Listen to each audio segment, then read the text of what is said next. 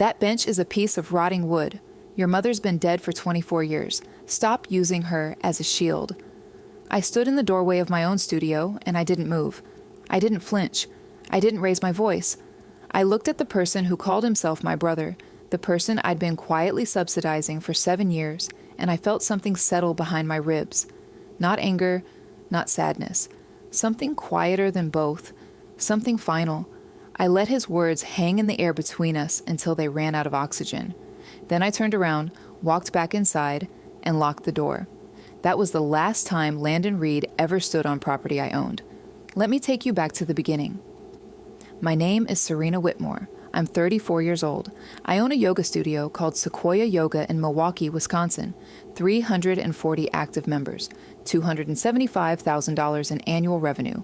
9 years of my life poured into every square foot of that building. I built it alone.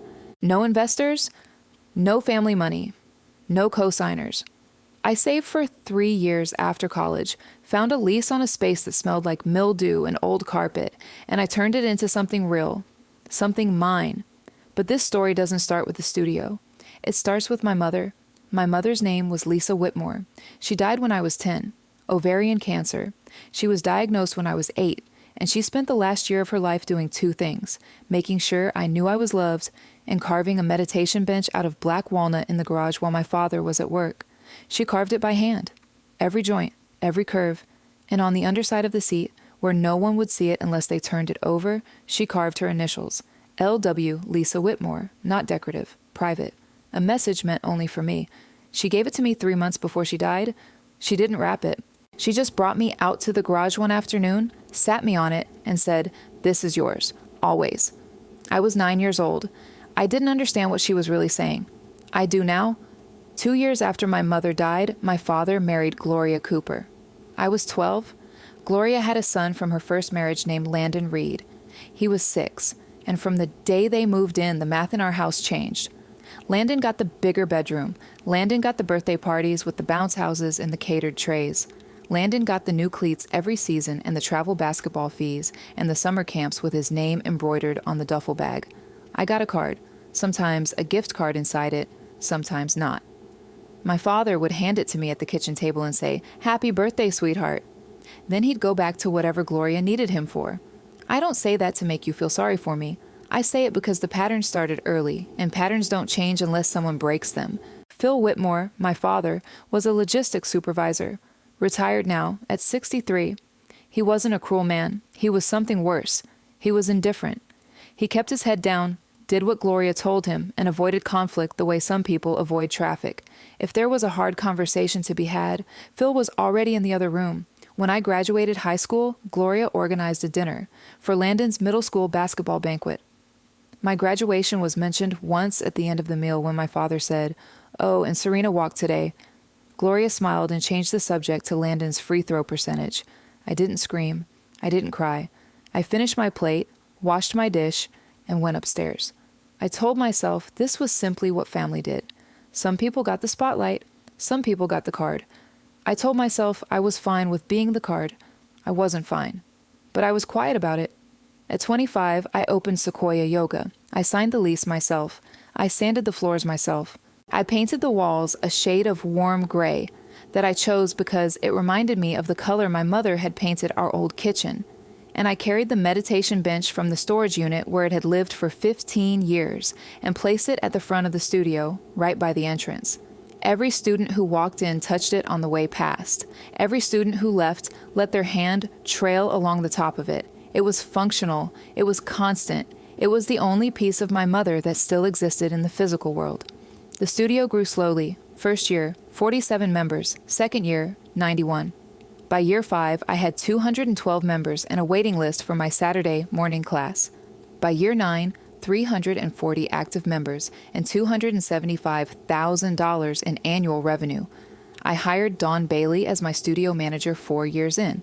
She was 38, organized, direct, and she never once asked me a question she could answer herself.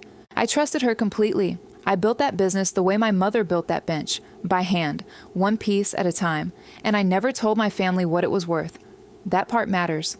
When I was 27, 2 years into the studio, Gloria called me on a Tuesday evening. She didn't ask how I was. She didn't ask about the business. She said my father's supplemental health insurance had a gap, that the premiums were $940 a month, and that Landon needed a commercial gym membership at $660 a month to maintain his personal training certification. She said, "You're doing well enough now. This is the least you can do for the family that took you in." I stayed quiet for a long time after she said that. The least I could do, for the family that took me in. As if being raised by my own father after my mother died was a favor I hadn't finished repaying. I didn't argue. I didn't push back. I set up a recurring transfer through Landmark Credit Union, $1,600 a month, $940 for the insurance, $660 for Landon's gym membership. I told myself it was the right thing to do. I told myself it was temporary. I told myself that helping family was what my mother would have wanted. 7 years, 84 months, $1,600 each one. I did the math eventually, the way you do math at 3 a.m. when you can't sleep, and the numbers are the only honest thing in the room. $134,400. That's what I sent them. Not around $100,000. Not a lot of money. $134,400. Exposed across 7 years like an open wound I kept choosing not to bandage. Gloria never once said thank you. Not once in 84 months. Phil mentioned it exactly one time on the phone, in passing. He said, "Gloria appreciates the help." Then he asked if I'd watched the Packers game. Landon never acknowledged it at all. Not the $660 a month that kept his gym membership active. Not the certification it allowed him to maintain. In his mind, it was owed. In Gloria's framing, it was owed. And my father's silence made it feel like agreement. During those 7 years, Landon bounced between 3 different gyms as a personal trainer. He never lasted more than 14 months at any of them. He'd quit, citing creative differences, or get let go for showing up late, or simply stop going. Each time, Gloria would call my father and Phil would clear his throat and change the subject, and nothing would change. Landon was 28 years old, unemployed, living in Gloria's basement, and still pulling $660 a month from my bank account for a gym membership. He used to scroll his phone between half-hearted sets. I swallowed it. Every month.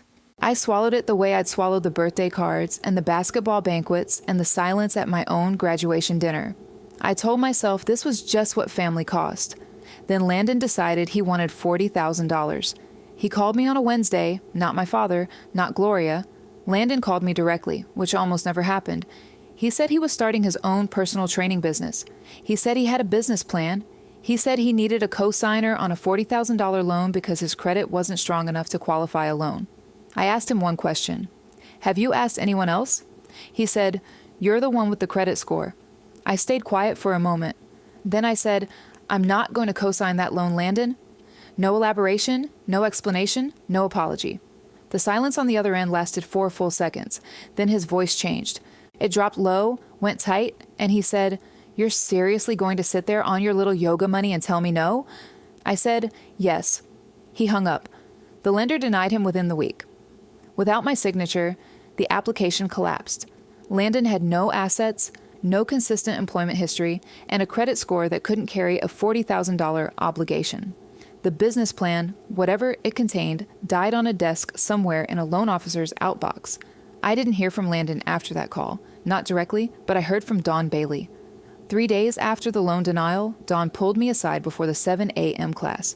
She said she'd seen a dark gray truck, Landon's truck, drive past the studio twice the previous evening, once at around 8:30, once just before 10. She said it slowed both times, but didn't stop. I listened. I didn't say anything right away. Over the next 3 weeks, Dawn noted 6 more drive-bys, different times, evenings, late nights. Once at 6:15 in the morning before the studio opened, she kept a log, dates, times, direction of travel. She handed it to me on a Tuesday, handwritten on a single sheet of lined paper, and said, "I don't know what he's doing, but I don't like it." I didn't like it either. I had a professional security system installed within the week. 4 cameras, high definition, time-stamped. One covering the front entrance, one covering the rear service door, one inside the main studio, one in the hallway near the storage room. The system was cloud-backed and motion-activated. I paid $2,200 for the installation and didn't tell anyone in my family it existed. That was a Tuesday. The cameras were operational by Thursday evening. 19 days later, on a Friday, I left the studio at 8:45 p.m. after the last evening class. Dawn had closed out the register and gone home an hour earlier. The building was locked. The alarm was set. The cameras were recording. At 11:09 p.m., the motion sensor on the rear camera activated. I didn't see it that night. I was asleep. My phone was on silent. The footage uploaded to the cloud automatically and sat there, waiting. I arrived at the studio the next morning at 6:15. I parked in my usual spot on the east side of the building and walked around to the front entrance. I saw the front window first. The word fraud was spray painted across the glass in red block letters, each one nearly 2 feet tall. The paint had dripped in long vertical streaks, still tacky in the early morning cold. I stood on the sidewalk and stared at it. I didn't move for almost a full minute. Then I unlocked the front door and stepped inside. The mirrored wall panels along the south side of the studio were shattered, every single one. Glass covered the hardwood in jagged, glinting sheets. The bamboo shelving units that held the bolster sets and props had been pulled from the walls and broken apart. The speaker mounts were ripped from their brackets. The lighting fixtures hung by their wires. Bolsters were slashed open, filling scattered across the floor like snow that had fallen indoors. I walked through it slowly. I didn't rush. I didn't call anyone yet. I just walked through every room, one at a time, cataloging what I saw. $6,400 in mirrored wall panels, $5,800 in bolster sets and props, $4,200 in bamboo shelving and hardware, $3,400 in speaker and lighting fixtures, $2,200 in miscellaneous inventory, $22,000.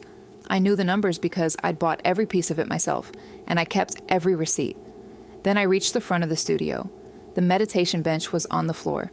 It had been pulled from its place by the entrance and dragged to the center of the room. Both legs on the left side were snapped, not cracked, snapped. The force required to break black walnut like that is deliberate. It is not accidental. It is not collateral. Someone had taken their time. I knelt beside it and turned it over. The underside of the seat was scratched and gouged, but the initials were there. LW splintered at the edges, partially obscured by a long scrape. But there, still there. I pressed my thumb against the letters. I stayed like that for a long time. I didn't cry. Not then. Not in the studio. I just stayed there on my knees with my thumb against my mother's handwriting and let the silence do what silence does when there's nothing left to say. Then I stood up, pulled out my phone, and opened the security app. I tapped into the cloud archive. The rear camera had triggered at 11:09 p.m. I pressed play. The footage was clear, high definition, time-stamped in the lower right corner.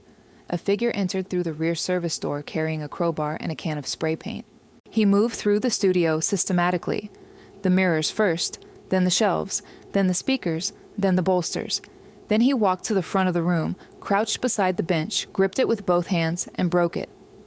The footage showed him spending additional time on the bench after the rest of the destruction was finished. 14 seconds. He wasn't in a hurry. He looked at what he'd done. Then he stood up and walked out the way he came in. The face on the camera was Landon Reed. I watched the footage twice. Then I closed the app. I sat down on the floor of my destroyed studio, surrounded by $22,000 in wreckage and the remains of the only thing my mother ever made for me, and I felt something shift. Not loud, not dramatic, just a clean, quiet break, like a bone setting itself after years of healing wrong. I was done pretending this was family. I called Dawn Bailey at 6:31 a.m. She answered on the second ring. I told her what happened. I told her what the cameras showed. She was quiet for a moment, then she said, "I'll be there in 20 minutes. She didn't ask if I was okay. She knew better. I didn't call my father. I didn't call Gloria. I didn't call Landon. I sat at my kitchen table at 6:47 a.m. with coffee that had gone cold hours ago and my laptop open in front of me. The security footage still paused on the frame where Landon crouched beside the bench. The screen was the only light in the kitchen. The house was quiet except for the refrigerator humming in the next room. I opened the Landmark Credit Union app on my phone. I navigated to the Recurring Transfers tab. There it was, the same line that had appeared 84 times. Whitmore, P&G, $1,600, monthly, active. I tapped it once. The details expanded. Start date, payment history, next scheduled transfer. I tapped edit. I tapped cancel recurring transfer. The app asked me to confirm. I tapped confirm. The status changed from active to inactive. 3 taps, $1,600 a month. Gone. Not reduced. Not paused. Gone. The soft click of confirmation was the only sound in the room, and it was the loudest thing I'd heard in 7 years. I set the phone down on the table. I didn't feel relief. I didn't feel anger. I felt clarity. The kind of clarity that comes when you stop arguing with a reality you've been documenting for years and finally let the documentation speak. 84 transfers, 940 for insurance premiums that kept Phil and Gloria covered, 660 for a gym membership that let Landon call himself a personal trainer between jobs he couldn't hold. Not one of them had ever asked how I afforded it. Not one of them had ever offered to revisit the amount. Not one of them had ever said the word that costs nothing and means everything. Thank you. I closed the banking app. I opened my contacts. I scrolled to Margaret Cole. Margaret was 47, a civil and criminal attorney in Milwaukee. I'd met her 2 years earlier at a small business legal workshop. She had a communication style that matched mine, direct, economical, no wasted words. I'd kept her card in my desk drawer the way some people keep a fire extinguisher in the kitchen, hoping you never need it, knowing exactly where it is. I called her at 7:12 a.m. She picked up on the third ring. I said, "Margaret, it's Serena Whitmore. I need to see you today. I have security footage of a break-in at my studio, and I know who did it." She said, "My office, 9:30. At 9:28 a.m., I sat across from Margaret Cole's desk and handed her a USB drive. On it was the unedited security footage from all 4 cameras, time-stamped and continuous. Alongside it was Dawn Bailey's handwritten log of Landon's drive-bys, 3 weeks of dates and times in Dawn's careful printing. I told Margaret what I knew, the loan refusal, the drive-bys, the break-in, the bench. I told her about the $134,400 in payments. I told her about Gloria's framing of those payments as moral debt. I told her all of it in under 12 minutes because I'd been organizing the facts in my head since 6:15 that morning, and facts don't need decoration when they're clean. Margaret watched the footage once, from beginning to end. She didn't interrupt. When it was over, she closed her laptop, folded her hands, and said, "This is felony vandalism under 943.01 and breaking and entering under 943.10. The footage is unambiguous. I'll contact the DA's office today. You won't need to be present for the filing?" I said, "Good." She paused. Then she said, "Is there anything else you want from this?" I thought about that for 3 seconds. "I want my studio rebuilt and I want him to stay away from it. That's all." Margaret nodded. She didn't ask about the family. She didn't ask about the money. She understood that those were my decisions, not hers, and that I'd already made them. I walked out of her office at 9:51 a.m. and drove to the studio. Dawn was already there. She'd brought a broom, a dustpan, and 2 rolls of contractor plastic. She hadn't touched the wreckage. She'd waited for me.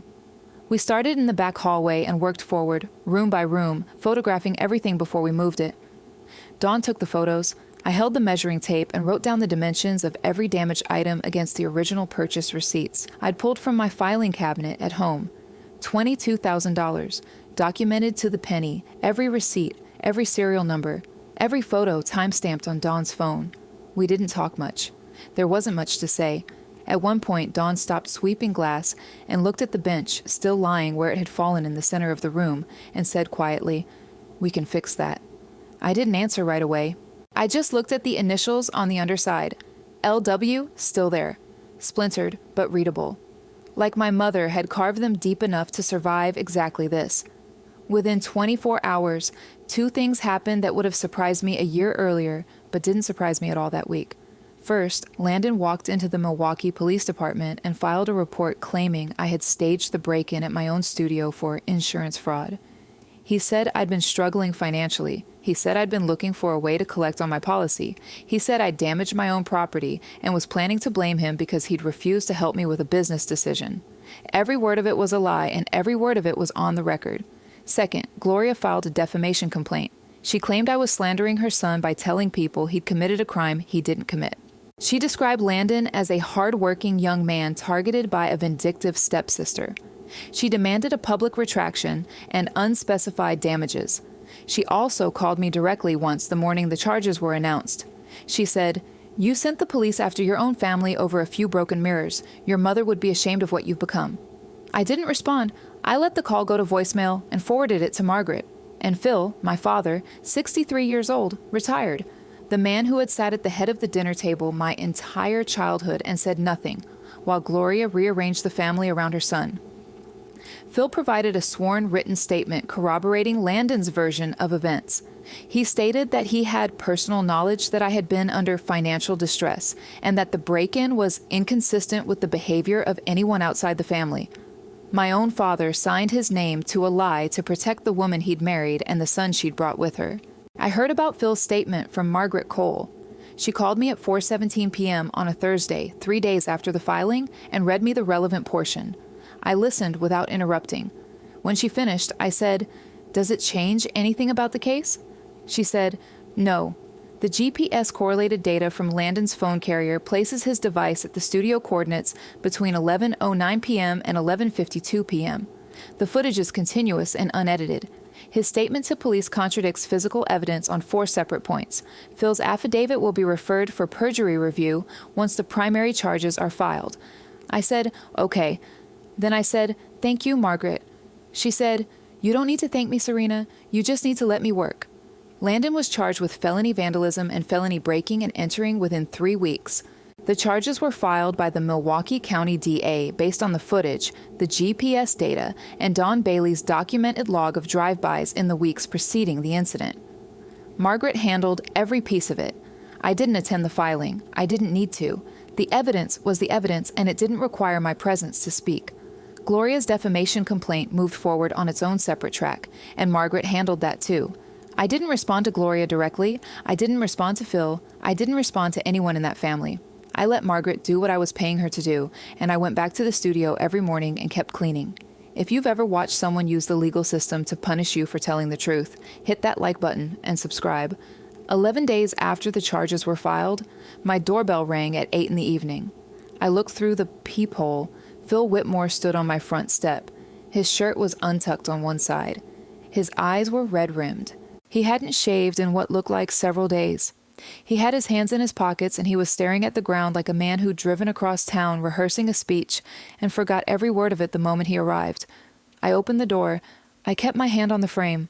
I didn't step aside. I didn't invite him in. He looked up. His voice was tight, controlled in the way a voice gets when the person behind it is trying very hard not to break. He said, "Serena, I need to talk to you about the footage, about the charges. I think there's still a way to handle this inside the family. If you withdraw the footage, Margaret can—" I said, "I didn't file the charges, Dad. The DA did. The footage is evidence in a criminal case. I can't withdraw it, and I wouldn't if I could." He blinked. He opened his mouth, closed it, opened it again. "This is going to destroy him, Serena. He's 28, a felony conviction. He won't come back from this." I stayed quiet. I let him finish. "We're family," he said. His voice cracked on the second word. "Whatever happened, whatever he did, we should be able to— Where's your apology for the bench?" He stopped. His mouth stayed open, but no sound came out. His eyes shifted left, then right, then back to me, and in that silence, I saw something I'd been looking at my entire life without naming it. Phil Whitmore did not know what the bench meant. He had never known. He had watched me carry it from house to house for 24 years, and he had never once asked where it came from or why I kept it. He had married a woman who called it rotting wood, and he had said nothing. And now he stood on my doorstep asking me to protect the person who had broken it. And he couldn't even name what had been broken. He had no answer. I looked at him for a long time. I memorized the way he stood there, shirt untucked, shoulders dropped, a man who had spent 22 years choosing silence and was only now discovering what silence costs when the person you've been silent about stops paying for it. "Good night, Dad," I said. The door closed softly. No slam. Just the quiet click of the lock sliding into place. I stood in the hallway with my hand still on the knob. The house was dark, except for the kitchen light I'd left on. I listened to his footsteps cross the porch, slow and uneven, then the creak of the first step, then the second, then nothing. I walked to the kitchen. I sat down at the table. The Landmark Credit Union app was still on my phone, the recurring transfer still reading inactive, and for the first time in 7 years, the silence in my house wasn't heavy. It was clean. It was mine, and I didn't owe anyone a single word of explanation for it. The weeks after that door closed were the quietest of my life, not empty quiet. Not the kind of quiet that waits for something to happen. The kind of quiet that settles into a house when the thing that was wrong has finally been named and removed. I went through my phone on a Sunday morning, sitting on the couch with a glass of water and the curtains open for the first time in a week. I blocked Landon's number first, then Gloria's, then Phil's. I removed myself from the family group chat that Gloria had created 4 years earlier and that I had muted 3 years ago but never left. I deleted Gloria's email address from my contacts. I removed Phil from my emergency contact list at the studio and replaced him with Dawn Bailey. I updated the emergency contact on my health insurance to Dawn as well. I went through every shared photo album on my phone and unsubscribed from the ones Gloria had created. There were 11 of them. I left all 11 without opening any of them. I didn't do it in anger. I did it in clarity. The kind of clarity that doesn't need a second opinion or a cooling off period. I had spent 22 years making space for people who had never once made space for me. I was done. I turned off my ringer, I set my phone face down on the coffee table, and I sat in my living room in the morning light and breathed. The legal machinery moved at its own pace, and I let it. Margaret Cole called me on scheduled updates only. She never called with gossip. She never called with speculation. She called with facts. Landon's case went to trial 4 months after the charges were filed. The footage was played in full. The GPS data from his phone carrier confirmed his device at the studio. Coordinates between 11:09 p.m. and 11:52 p.m. Dawn Bailey testified about the drive-by log. The prosecution presented the itemized destruction: $6,400 in mirrored wall panels, $5,800 in bolster sets and props, $4,200 in bamboo shelving and hardware, $3,400 in speaker and lighting fixtures, $2,200 in miscellaneous inventory, $22,000 documented to the receipt. Landon was convicted on both counts: felony vandalism, felony breaking and entering. The judge ordered restitution of $22,000 and sentenced him to 18 months. I was not in the courtroom. Margaret informed me by phone at 4:43 p.m. on a Wednesday. I was restocking the supply closet at the studio. I said, "Thank you, Margaret." She said, "You're welcome." That was the entire conversation. Gloria's defamation complaint was dismissed 2 weeks later. The judge cited the criminal conviction as dispositive and ordered $8,200 in costs against Gloria. Margaret sent me a copy of the order by email. I read it once, closed it, and archived it in the folder I'd created called Legal, Resolved. Phil's sworn statement, the one where he'd claimed personal knowledge of my financial distress, the one that contradicted every verifiable fact in the case, was referred to the Milwaukee County DA for perjury review. Not charged. Referred. Margaret explained that referrals like this rarely result in prosecution of a 63-year-old retiree, but the referral itself becomes part of the record. Phil would carry it. That was enough. I didn't seek updates about what happened to them after that. I didn't call mutual acquaintances. I didn't search for their names online. But information travels whether you invite it or not, and over the next 6 months, pieces reached me the way weather reports reach you when someone else has the television on in the next room. The first thing I heard, 3 months after the payment stopped, came through a former neighbor of Phil and Gloria's who still attended Saturday classes at the studio. She mentioned, without knowing the full story, that the Whitmores in Wauwatosa had listed their colonial. She said it had been on the market for 5 weeks, and the price had already dropped once. I didn't ask questions. I just nodded and adjusted her strap placement for Warrior 2. The house sold the following month, $18,000 below, asking. Phil and Gloria couldn't cover the supplemental insurance gap without my $1,600 a month. They couldn't cover the gap and the mortgage. They couldn't cover much of anything because for 7 years they had built their monthly budget around money that wasn't theirs, money they'd never acknowledged as generosity, money Gloria had described as the least I could do. And now the least I could do was nothing, and nothing turned out to be more than their household could absorb. By month 6, they had moved to a rental duplex in West Allis. 2 bedrooms, shared laundry in the basement. The kind of place that smells like other people's detergent and has a parking lot instead of a driveway. I heard about it from the same Saturday student who mentioned it in passing while rolling up her mat. She said she'd driven past the old house and seen a new family's furniture being moved in. I didn't respond. I carried the bolsters to the storage room and began stacking them by size. Phil tried to reach me once during this period. 3 months after the payment stopped, my phone screen lit up with a number I didn't recognize. I let it go to voicemail.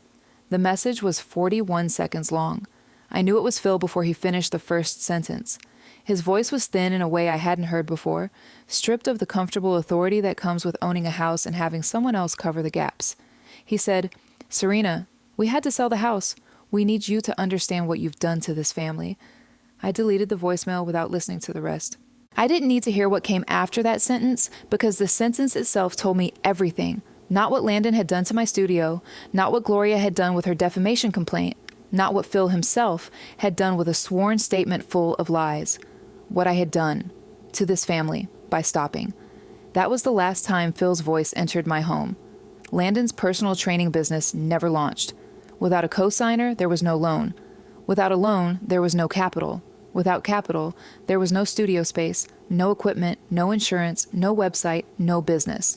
And now with a felony conviction and 18 months ahead of him, there was no timeline either.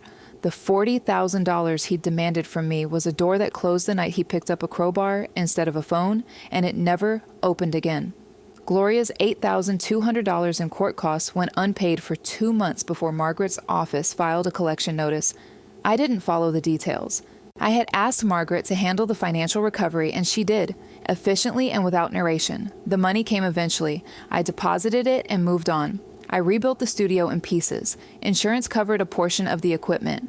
I covered the rest. New mirrored panels went up first. The wall that had been shattered was reglazed and mounted by professionals over a long weekend while the studio was closed. New bamboo shelving, new speaker mounts, new lighting, new bolsters, ordered from the same supplier I'd used when I first opened, because I keep records and I keep relationships, and those two things had never failed me. The bench took longer. I brought the salvaged wood home in a canvas tote. Both broken legs. The seat, scratched and gouged but solid. The frame, cracked along one joint but intact. I set it on my kitchen table and I looked at it for 3 days before I touched it. Then I began. I sanded the seat slowly, carefully, working around the initials. LW. I used a fine grit. I didn't want to erase anything. I wanted to expose what was already there, the way my mother had left it, carved deep enough into the black walnut that 24 years and one act of violence hadn't been enough to destroy it. I rebuilt the legs from the same salvaged wood, shaping them with hand tools over 2 weekends. I did not rush. There was nothing to rush toward. I fitted the joints the way they had been fitted originally, tight and clean, no screws, no metal brackets, just wood. Meeting wood the way my mother had designed it. When it was finished, I turned it over. LW? The letters were smooth now, the splintered edges sanded down, but the carving itself was deeper than the damage. My mother had cut those initials a 1/4 inch into the walnut. She had known something I was only now learning, that the things built to last are built deeper than the things meant to destroy them. Sequoia Yoga reopened 14 weeks after the break-in.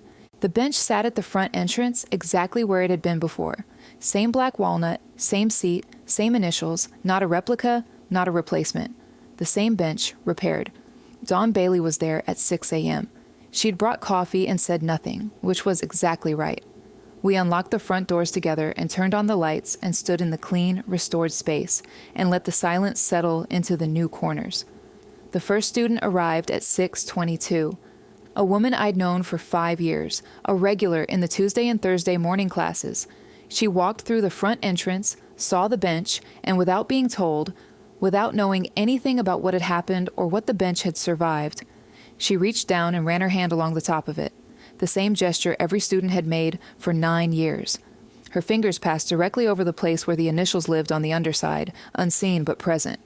I watched from across the room. I didn't say anything. I didn't need to. I walked to the front of the studio, ran one hand along the top of the restored bench, and opened the doors. 1 year later, 340 members had become 387. Revenue held steady and then grew. I slept through the night without checking the security feed. I woke in the morning without the low hum of dread that had lived behind my sternum for 7 years, the frequency of waiting for the next phone call, the next demand, the next reminder that I owed something to people who had never owed me anything in return. I didn't look back. The bench was the first thing every student touched when they entered. It was the last thing they touched when they left. And on the underside, where no one could see unless they turned it over, 2 letters remained, carved a 1/4 inch deep into black walnut by a woman who had known she was dying and had decided to leave her daughter something that couldn't be taken away. LW. If you enjoyed this story about protecting what matters and knowing when to walk away, hit that like button and let me know what you think in the comments. And if you haven't subscribed yet, Make sure to subscribe and ring that notification bell for more stories just like this one. Thanks for watching.